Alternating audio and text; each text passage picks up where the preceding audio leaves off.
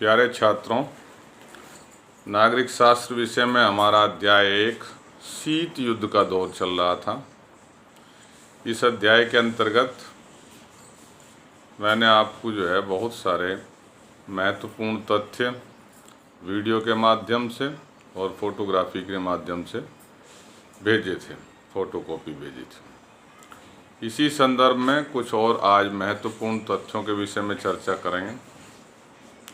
सबसे पहले एक बात फिर से मैं बता दूं, शीत युद्ध क्या था भाई। शीत युद्ध की क्या परिभाषा है? संक्षेप रूप में शीत युद्ध का अभिप्राय ऐसी अवस्था से है जिसमें दो या दो से अधिक देशों के बीच वातावरण उत्तेजित एवं तनावपूर्ण हो, लेकिन वास्तविक रूप से युद्ध न लड़ा जाए। सीधी सी भाषा में यह है कि ये शस्त्रों की लड़ाई न होकर विचारों की लड़ाई थी, वाक युद्ध था एक तरीके से।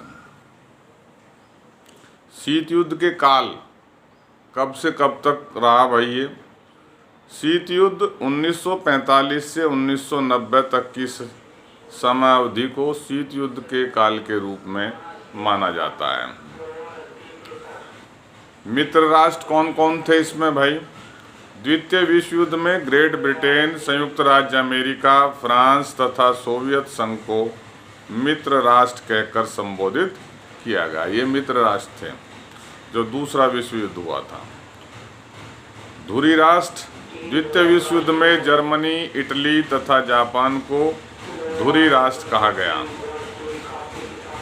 उसी समय एक गुट निरपेक्ष आंदोलन की चर्चा हुई। गुट निरपेक्ष आंदोलन क्या था भाई? गुट निरपेक्षता की नीति का अनुसरण करने वाले देशों द्वारा दोनों महाशक्तियों के गुटों में शामिल न होने तथा अपनी स्वतंत्र विदेश नीति अपनाते हुए विश्व राजनीति में शांति और स्थिरता के लिए सक्रिय रहने का आंदोलन गुट निरपेक्ष आंदोलन कहलाया। यानी कुछ राष्ट्र ऐसे थे, कुछ देश ऐसे थे, वो ना तो सोवियत संघ रूस के खेमे में गए और ना ही अमेरिका के में। उन्होंने बीच का रास्ता अपनाया। उन्होंने कहा कि भाई ना तो हम इधर जाते ना उधर। उन्होंने एक अपना अलग गुट बना लिया। उसको गुट निरपेक्ष आंदोलन का नाम दिया गया। निशस्त्रीकरण क्या है? निशस्त्रीकरण का अर्थ सभी प्रकार के हथियारों को न बनाना तथा परमाणु अस्त्र शस्त्रों को कम करने अथवा इन पर नियंत्रण करने पर बल देना है। निशस्त्रीकरण में एक तरीके की ये संधि थी। इसमें यह तय किया गया कि जो भी विनाशकारी हथियार है, विनाशकारी शस्त्र हैं, कोई भी देश उनको नहीं बनाएगा और ना ही उनका दुरुपयोग करेगा। यानी उनके नियंत्रण पर जोर दिया गया है। इस प्रक्रिया को निशस्त्रीकरण कहा गया। अस्त्र परिसीमन हेतु दोनों महाशक्तियों के बीच अनेक दौरों की वार्ताओं में हथियारों पर अंकुश लगाने हेतु और भी तरह तरह के समझौते किए गए। भारत जैसे विकासशील देशों ने दोनों महाशक्तियों के गुटों से अलग रहने के लिए गुट निरपेक्ष आंदोलन की स्थापना की। और इसके गुट निरपेक्ष आंदोलन के प्रेरणा स्रोत थे, प्रेरणादायक व्यक्ति थे, वो जोसेफ ब्राज टीटो, ये यूगोस्लाविया के थे भाई।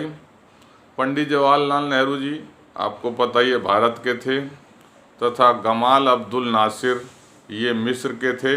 इन्होंने सन 1956 में एक बैठक के दौरान गुट निरपेक्ष आंदोलन की आधारशिला रखी। तो गुट निरपेक्ष आंदोलन की आधारशिला रखने वाले ये 3 महत्वपूर्ण व्यक्ति थे उस समय।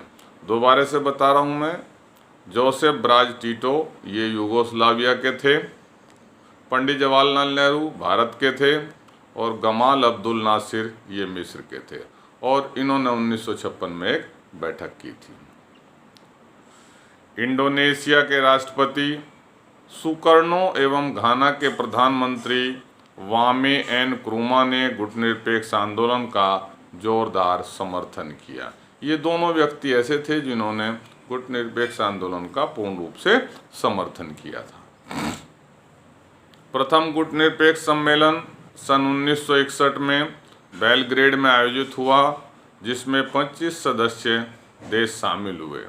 गुटनिरपेक्ष आंदोलन में सम्मिलित अधिकांश देश विकासशील थे। 3 श्रेणियां होती हैं देशों की भाई विश्व में। एक तो होते हैं विकसित देश, दूसरे विकासशील देश और तीसरे अविकसित देश।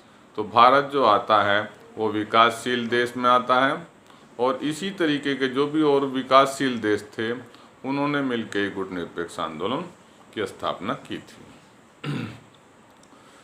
तो गुटनिरपेक्ष आंदोलन में सम्मिलित अधिकांश देश विकासशील थे, जिनके सामने प्रमुख चुनौती अपने देश का आर्थिक विकास करना थी। विकासशील देशों ने दोनों गुटों से अलग रहने के लिए नवीन अंतर्राष्ट्रीय आर्थिक व्यवस्था की स्थापना पर बल दिया। गुटनिरपेक्ष आंदोलन एवं नवीन अंतर्राष्ट्रीय आर्थिक व्यवस्था ने 2 ध्रुवीय विश्व को सशक्त ढंग से चुनौती दी। भारत ने जहां गुटनिरपेक्षता का मार्ग चुना, वहीं शीत युद्ध की समावधि में विकासशील देशों को दोनों गुटों यानी महाशक्तियों से अलग रहने हेतु प्रेरित भी किया। भाई खुद तो उन्होंने जो है दोनों देशों से यानी दोनों जो महाशक्तियां थी विश्व की उनसे अलग रहने का निर्णय लिया, और साथ साथ अन्य देशों को भी इसके लिए प्रेरित किया। 1990 के दशक के प्रारंभिक वर्षों में शीत युद्ध का अंत हुआ और सोवियत संघ का विघटन हो गया, यानी सोवियत संघ टूट गया। भाई गुटनिरपेक्ष आंदोलन की आज भी प्रासंगिकता है। यह आंदोलन वर्तमान समय की असमानताओं से निपटने के लिए एक वैकल्पिक विश्व व्यवस्था बनाने एवं अंतर्राष्ट्रीय व्यवस्था को लोकतंत्र धर्मी बनाने के संकल्प पर टिका हुआ है। तो ये कुछ महत्वपूर्ण तथ्य थे भाई इस अध्याय से संबंधित। ये सभी इस वीडियो को आप बहुत ध्यान से 3-4 बार सुने और एक नई कॉपी बना लें, उसमें नोट करेंगे सभी। जो बात बताई है ये बातें आपको जो है आगामी जो परीक्षाएं होंगी, आपकी बोर्ड की परीक्षा हो चाहे होम एग्ज़ाम हो, उसमें जो है अति लघुत्तरीय, बहुविकल्पी प्रश्न और बड़े प्रश्न बनाने में आपको सहायता देगी। धन्यवाद।